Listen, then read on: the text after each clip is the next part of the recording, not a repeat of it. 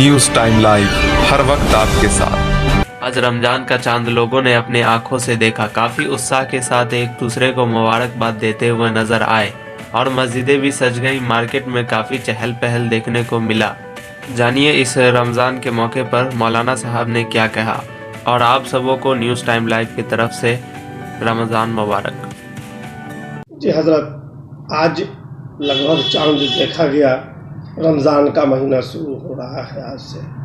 क्या कहेंगे इसके फजीलत के बारे में? रमज़ान शुरू होने का है। सबसे पहले तो तमाम मुसलमानों को रमज़ान मुबारक की दिल से मुबारकबाद देता हूँ। अल्लाह ताला इस महीने को तमाम मुसलमानों के हक़ में खैर का, आफ़ियत का, रहमत का, मग़फ़िरत का, जन्नत का ज़रिया बनाए। रमज़ान मुबारक की फ़जीलत हर वो मुसलमान जो कलमा पढ़ता है, अल्लाह पर, उसके रसूल पर ईमान रखता है, उसे मालूम है कि रमज़ान की बड़ी फ़जीलत, और ज़ाहिर है कि यही वो महीना है जिसके ताल्लुक़ से अल्लाह के रसूल ने तमन्ना ज़ाहिर की कि अल्लाह मेरी उम्र में इतनी बरकत हो कि हम रमज़ान को पा सकें।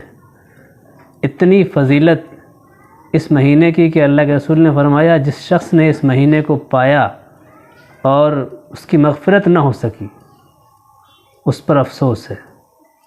तो ज़ाहिर है ये महीना सरापा मग़फ़िरत का है और नेकियों की इतनी कसरत इसमें है और आमाल का सवाब इतना ज़्यादा है कि नफ़ल का सवाब फ़र्ज़ के बराबर, एक फ़र्ज़ का सवाब 70 फ़र्ज़ के बराबर।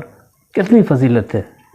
तो इस ताल्लुक़ से पहला आशरा मुसलमानों के लिए मग़फ़िरत का आशरा है। हम सब को इस महीने की बहुत कदर करनी चाहिए।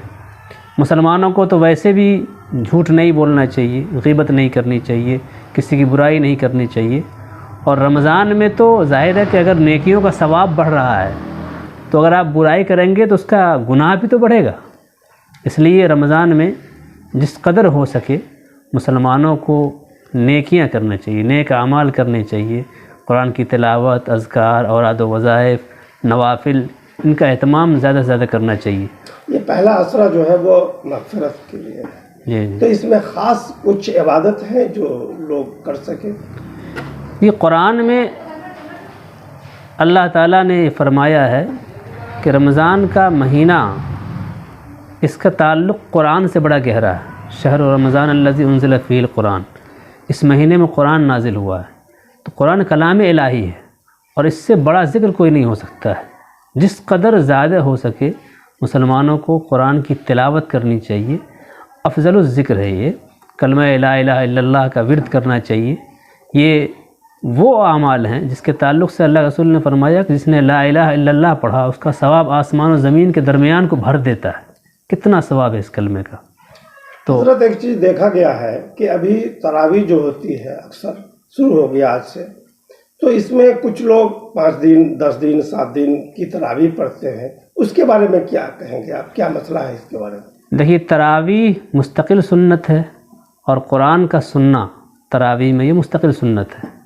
तो जो लोग 6 दिन में कुरान मुकम्मल कर लेते हैं उनके लिए भी लाजिम है कि वो 30 दिन की तरावी मुकम्मल करें।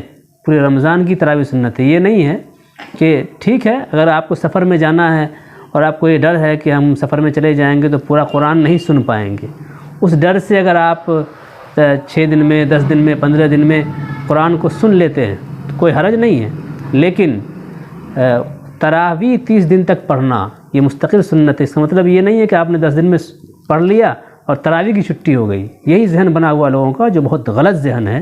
तरावी 30 दिन पढ़नी चाहिए, मुकम्मल पूरे रमज़ान में पढ़नी चाहिए। एक बात यहाँ पर कह देता हूँ कि कुरान को ठहर ठहर कर पढ़ने का हुक्म दिया गया।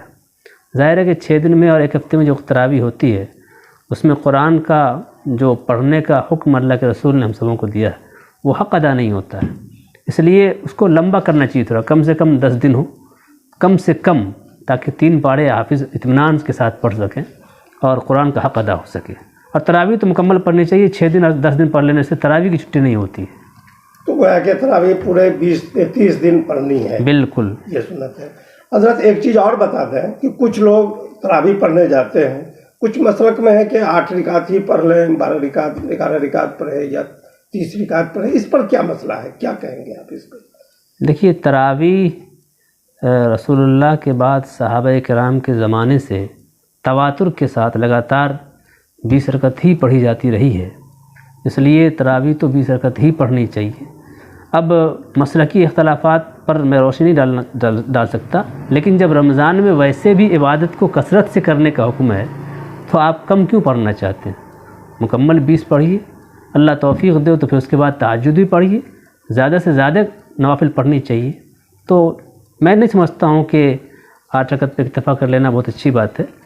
मसलकी इख्तलाफात से अलग हटकर 20 रकत ही पढ़ना चाहिए ताकि सवाब ज़्यादा से ज़्यादा हम हासिल कर सकें।